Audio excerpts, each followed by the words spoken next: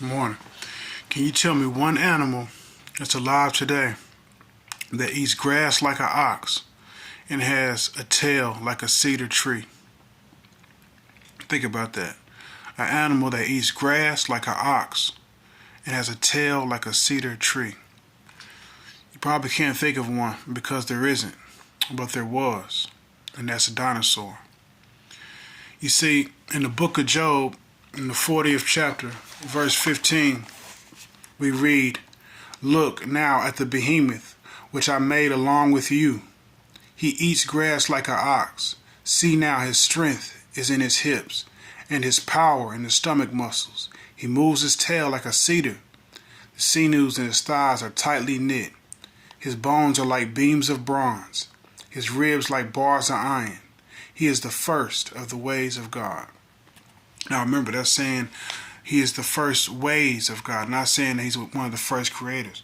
Right at the beginning, at the 15th verse, it says, "Look now, the behemoth which I made along with you." Made with us.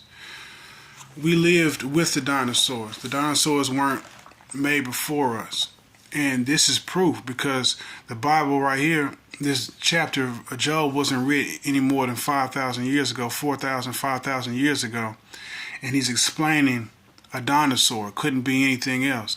But yet science tells us that dinosaurs went extinct 65 million years ago. So how could he have this description? You can't say, oh, maybe he found the bones of one, because he says right there he eats grass like an ox. So he's seen this thing eat. He's seen the way it moves. He's seen him swing his tail like a cedar tree. 65 million years ago? I'm not so sure about that.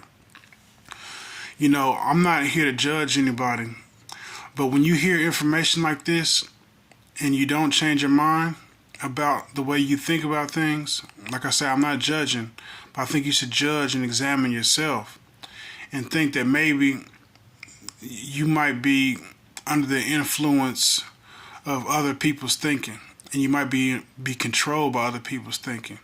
You know, one thing I used to think when I was an unbeliever, I used to think Christians were always brainwashed.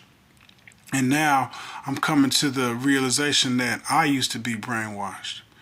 So, you know, like I say, if you don't examine yourself after getting information like that, then you might, you know, your heart might be hardened, and you might be being distracted by the things around you.